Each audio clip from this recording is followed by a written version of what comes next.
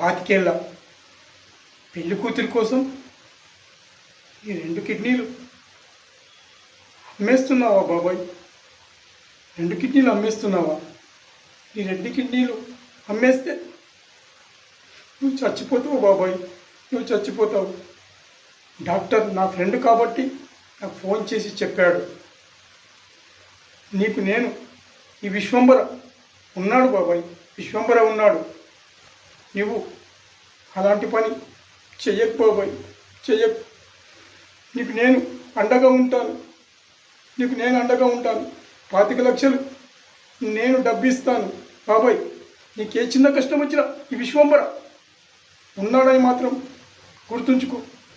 ఇంటికి వెళ్దాం బాబాయ్. పిన్ని ప్రియ కంగారు పడుతున్నారు నీకోసం. పద బాబాయ్, వెళ్దాం పద. ఈ విశ్వంబర నీకోసం